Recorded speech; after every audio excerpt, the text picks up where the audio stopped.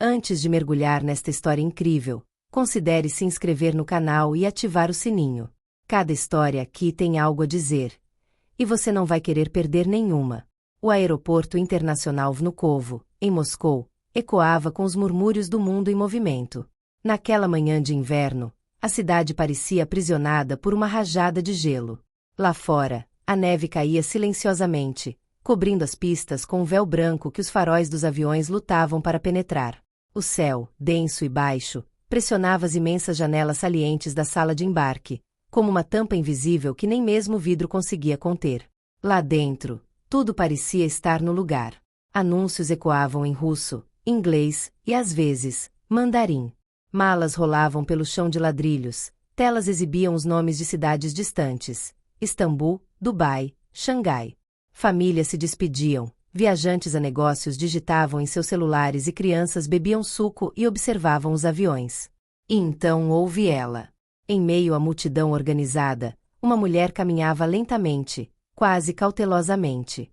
Usava um casaco bege grande demais para sua estrutura esguia. O tecido pendia desajeitadamente sobre seus ombros, como se não lhe pertencesse. Sua barriga arredondada denunciava uma gravidez avançada, mas não havia brilho maternal em seus olhos. Apenas um cansaço opaco, quase invisível, como uma névoa interior. Seus traços eram delicados, eslavos sem dúvida, mas havia uma tensão estranha em seu andar, algo excessivamente calculado. Ela segurava uma pequena bolsa de lona contra o corpo, como se temesse que lhe roubassem. Em sua passagem, destino Tashkent. Seu nome, de acordo com seus documentos, era Helena Petrovna Mirova. A poucos metros de distância, um grande pastor alemão, de pelo escuro e olhar penetrante, ergueu lentamente o focinho. Seu nome era Povo o Lobo. Ele pertencia à unidade canina especial do Serviço de Segurança do Aeroporto.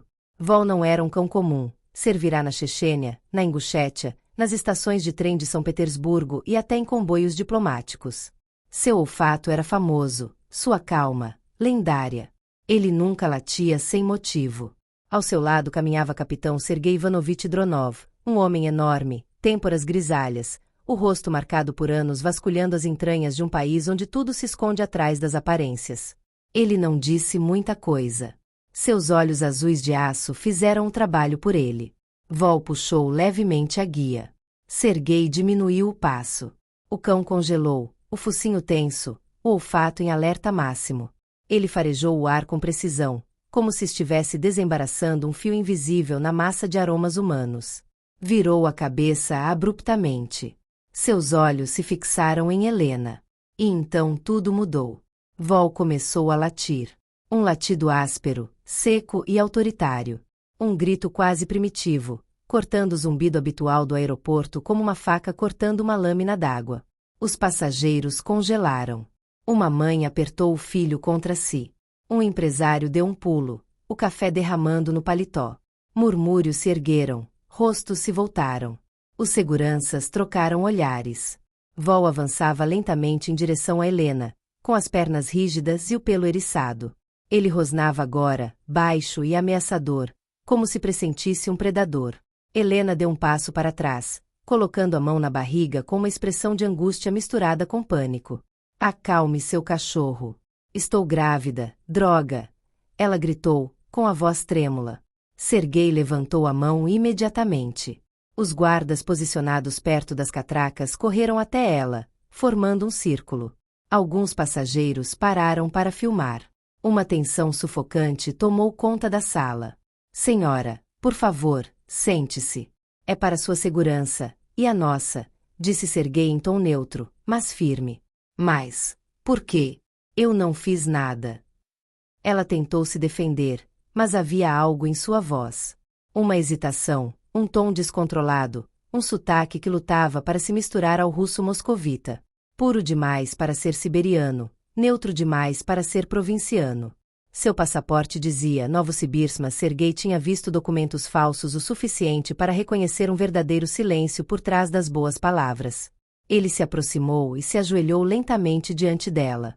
Volk circulou, com as narinas dilatadas, cheirando a vaina do casaco.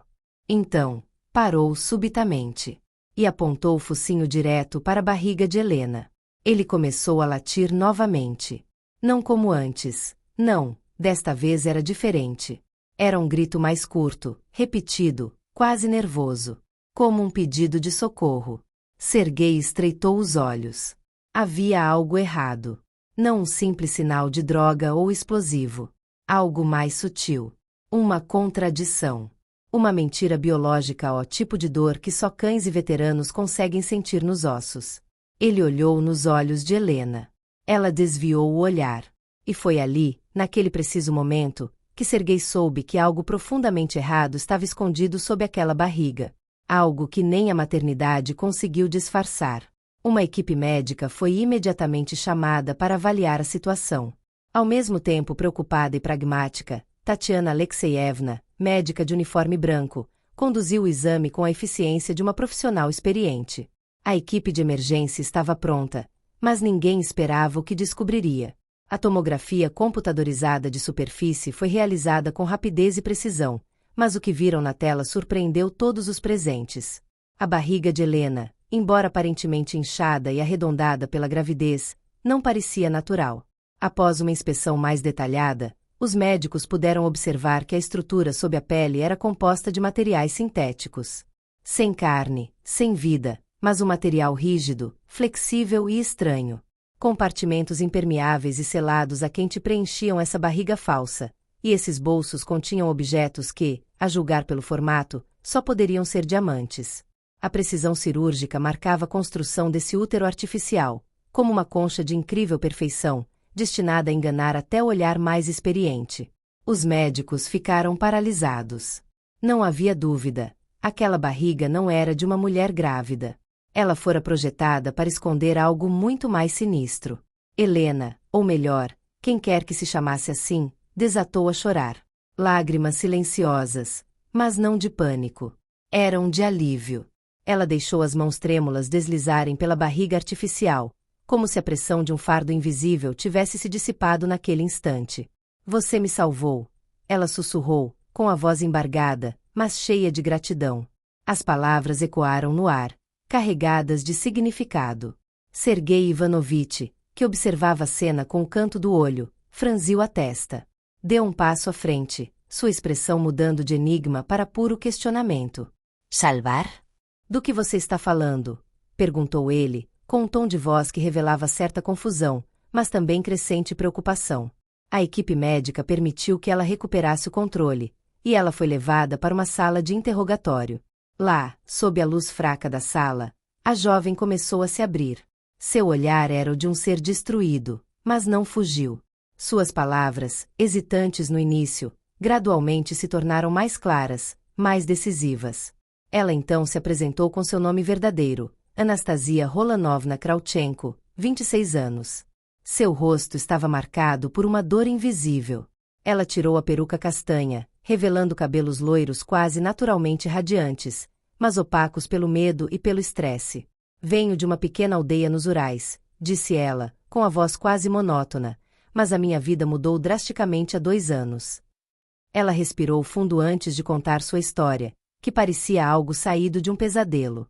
Anastasia explicou que 2 anos antes ela havia sido sequestrada por uma rede mafiosa liderada por um homem cruel e perigoso, Mikhail Andreevich Tarasov, um empresário moscovita cuja reputação estava ligada a negócios com pedras preciosas na Ásia Central. Os homens de Tarasov a sequestraram quando ela era uma jovem inocente e a forçaram a trabalhar para eles, sob constante ameaça de morte e sofrimento. Seu pai havia sido morto em um acidente, o que só reforçou o terror dentro dela. Sua mãe, por sua vez, havia sido mantida em cativeiro e viva, mas em estado de cativeiro total. Disseram-me que eu tinha de atravessar a fronteira. Com diamantes.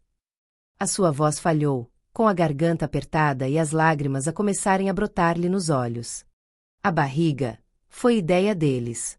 Uma invenção, uma forma de esconder as pedras preciosas. Foi tudo planeado.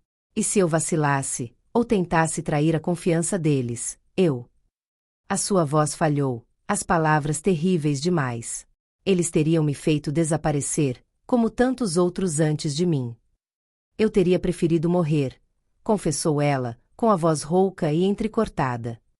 Mas seu cachorro... Ele sentiu que eu estava mentindo. Ele sentiu que eu estava mentindo não só para você, mas para mim mesma também. Serguei, normalmente tão rígido, sentiu um arrepio percorrer-lhe a espinha.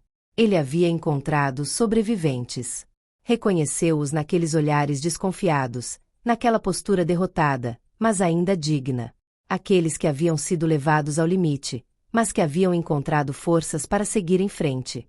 Ele desviou o olhar por um instante, pensando em seus próprios anos de serviço, em suas próprias lutas.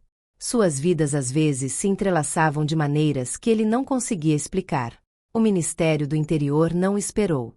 Uma investigação foi iniciada imediatamente.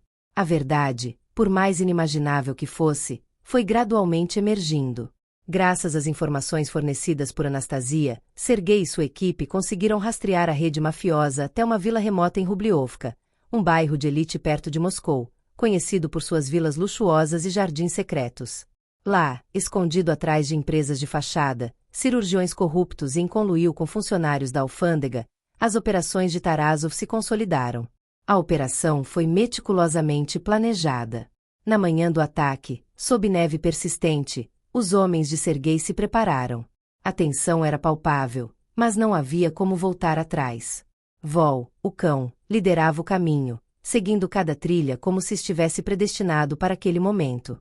Por ela, murmurou Serguei, colocando o capacete. Essas palavras também eram uma homenagem à mulher que ela havia se tornado, uma mulher destruída, mas ainda de pé, uma sobrevivente. O ataque foi brutal. Janelas foram quebradas, portas foram arrombadas. Tarasov não esperava ser pego dessa forma. Preso numa armadilha, tentou escapar de helicóptero particular. Mas a fuga durou pouco. Quando foi capturado, foi na pista, no mesmo local onde Anastasia havia sido interceptada alguns dias antes. O destino, irônico e cruel, parecia ter reservado para ele o mesmo destino que infligiu aos outros. A operação marcou uma reviravolta na história de Serguei, mas também na de Anastasia.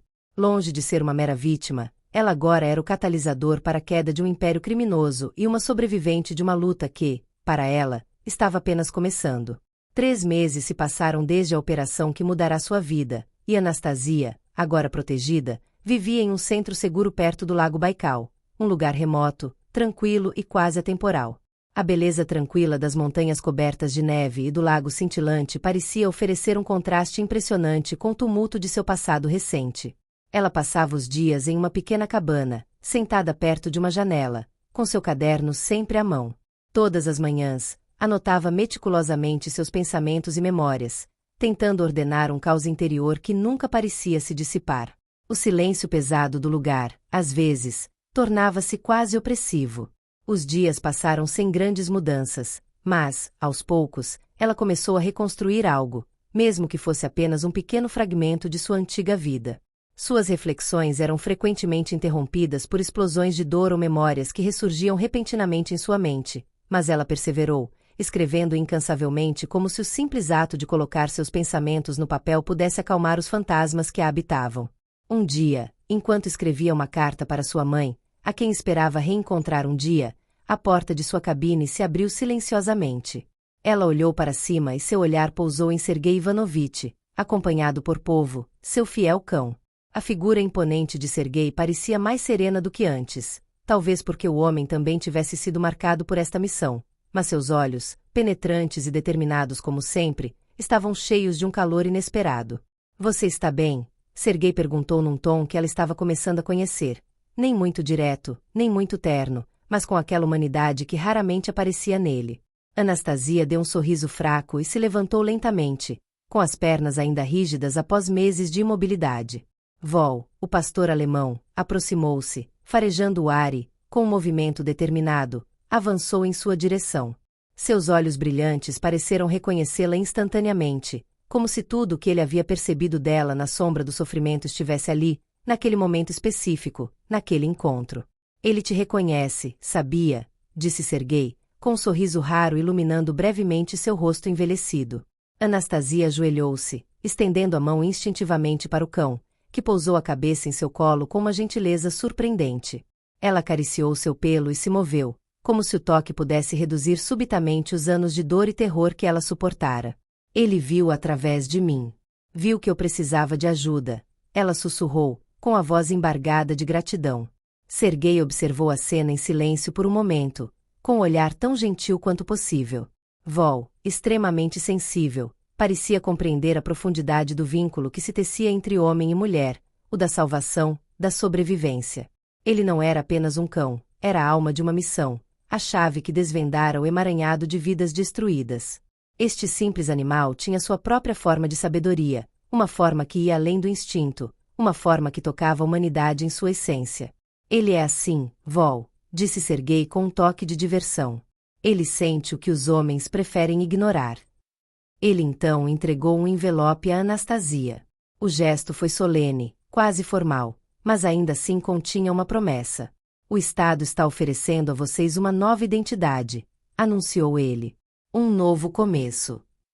Anastasia pegou o envelope, mas seu olhar endureceu. Ela olhou para Serguei por um momento, como se estivesse ponderando suas palavras e a gravidade da situação.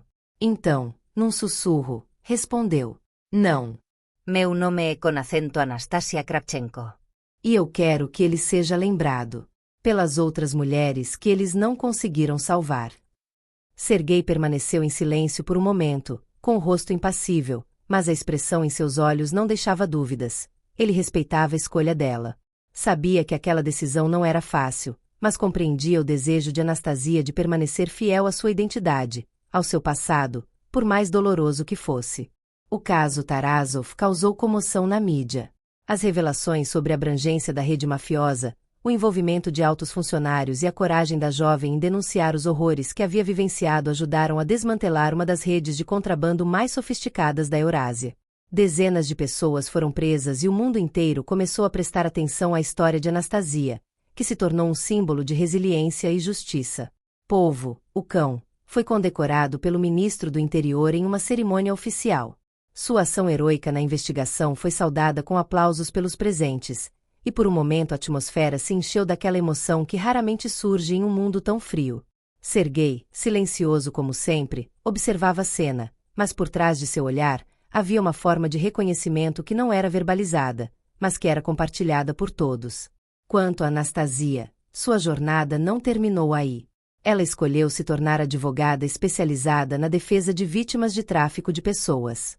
Com força silenciosa, embarcou em uma luta incessante contra aqueles que exploravam a vulnerabilidade alheia.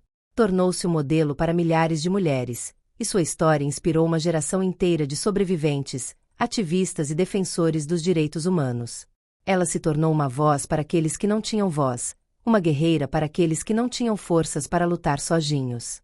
E no aeroporto de Vnukovo, uma placa foi instalada, sóbria, mas comovente, em uma parede discreta, acima de um canto frequentemente negligenciado do terminal. Aqui, um cão latiu e salvou uma vida. A homenagem, simples e sincera, resumiu tudo: um encontro casual, um latido e a vida de uma mulher salva. Um ato de bondade, um gesto de lealdade e uma série de eventos que mudaram a vida de inúmeras pessoas inocentes.